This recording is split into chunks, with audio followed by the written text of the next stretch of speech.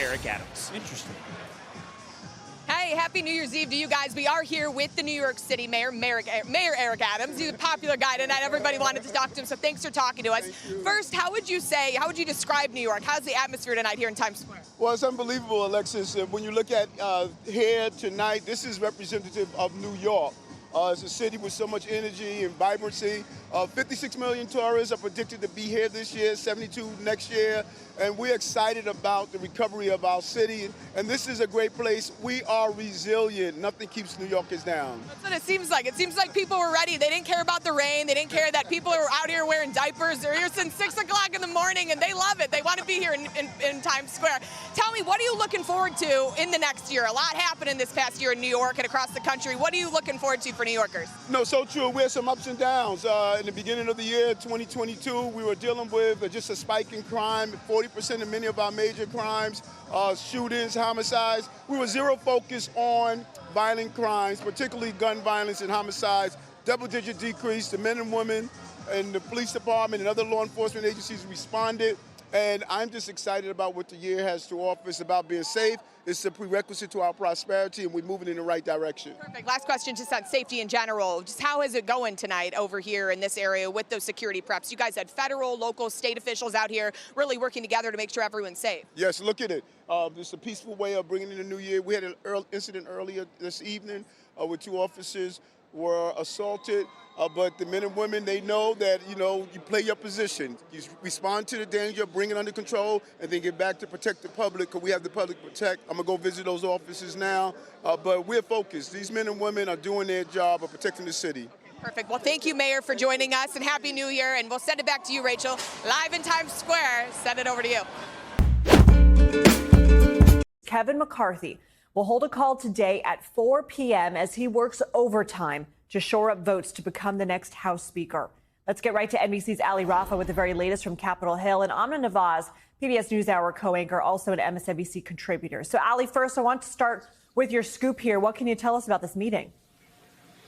Yeah, Lindsay, my colleague Haley Talbot and I have some new reporting on how Kevin McCarthy is spending this last weekend as he battles for the speakership. We know he's going to hold this 4 p.m. call with House GOP members to try and lock in every last ounce of support he can before this make or break moment on Tuesday when the speaker's election is set to be held. That's in addition to a morning meeting on Tuesday where House GOP members will coalesce and talk about what they plan to do when that election is finally held.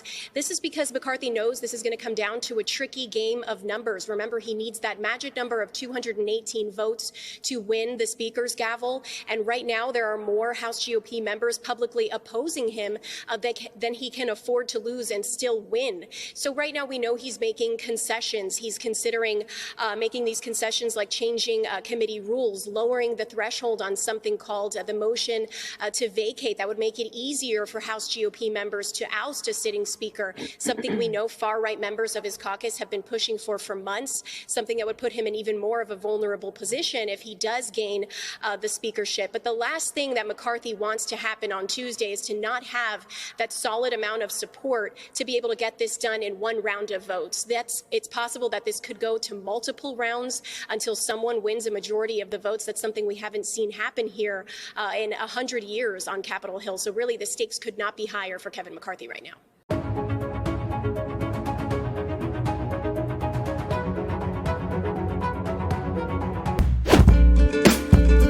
Croatia has become the 20th country to join the Eurozone and has adopted the euro as its currency. BBC's Emily Brown explains why.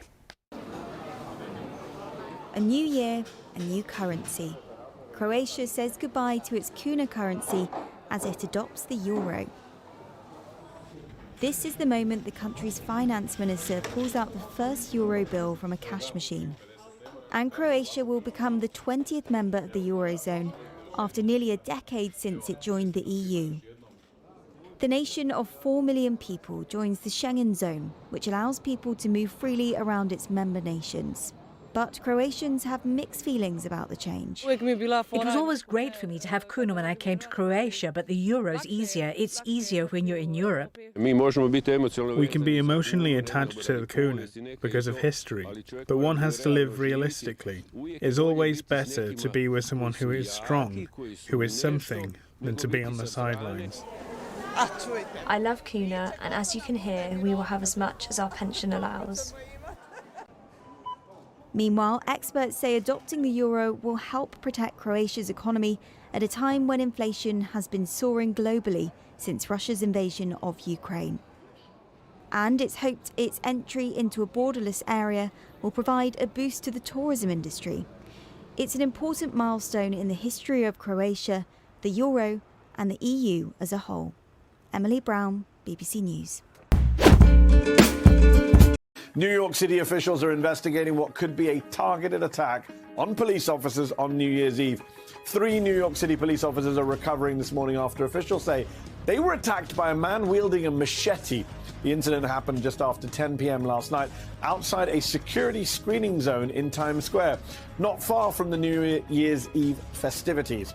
Police have identified the suspect as 19-year-old Trevor Bickford of Maine.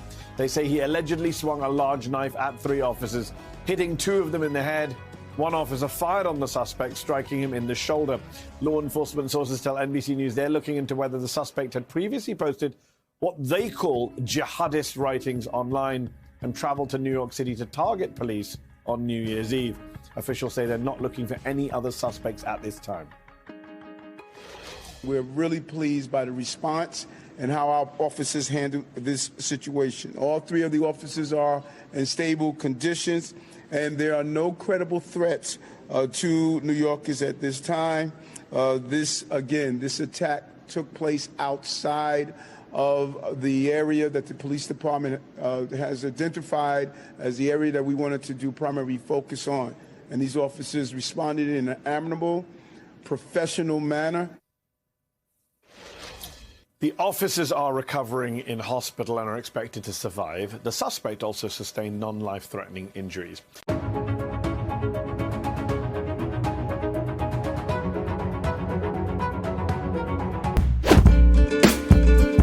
The man accused of stabbing 4 University of Idaho students to death plans to waive extradition to get back to Idaho as soon as possible. According to his public defender for the extradition hearing in Pennsylvania, Brian Kohlberger was shocked by his arrest and says he's eager to be exonerated.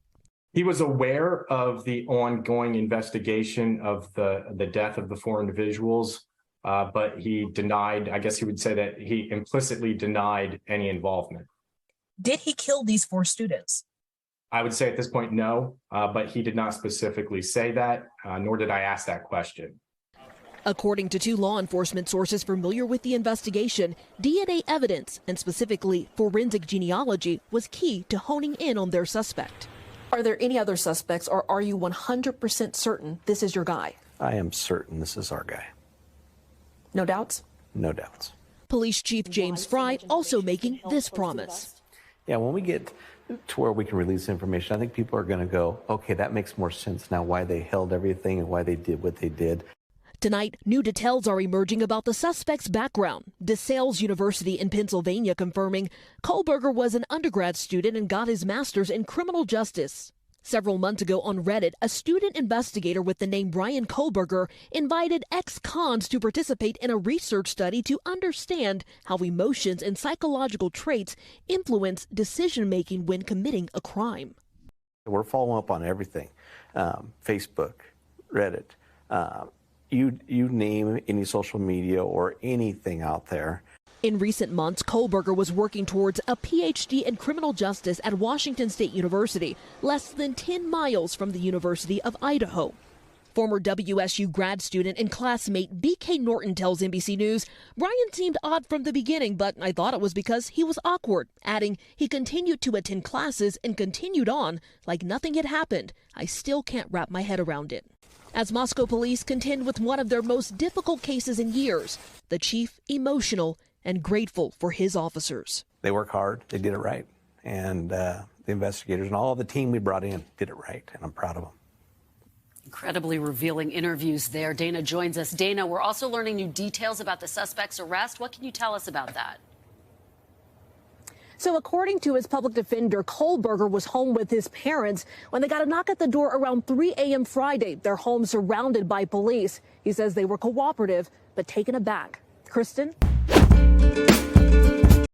2023 has arrived all over the world by now, with the latest New Year celebrations taking place across the United States, Canada, the Caribbean and Latin America in the last few hours.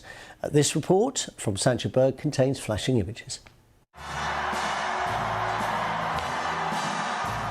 For 2023, New Year celebrations are back around the world. In New York, partygoers in Times Square relished the moment. Thousands squashed together, only a handful wearing masks. In London, thousands filled the banks of the Thames, relieved after COVID and a difficult 2022. Happy New Year, and hopefully this year is better than last year, hopefully. After the year we've had, it is phenomenal. Years we've had? No, but the year we've had in general, like with the cost of living, the inflation, the politics of the country, it's just been upheaval. It's the one time we all come together. This is London. The fireworks welcomed in the new year and marked the losses of the old. I declare before you all that my whole life, whether it be long or short, shall be devoted to your service. In Edinburgh, the first Hogmanay events in 3 years were sold out across the city, despite rain and freezing temperatures. And in Paris, crowds filled the Champs-Élysées for the fireworks. Local media estimated 1 million people came to cheer in 2023. There were smiling crowds too in the Chinese city of Wuhan, where the pandemic began nearly 3 years ago and where COVID is back. The Chinese authorities say the situation is under control, but several countries, including the UK, are bringing back COVID tests for travellers from China. Sancha Berg, BBC News.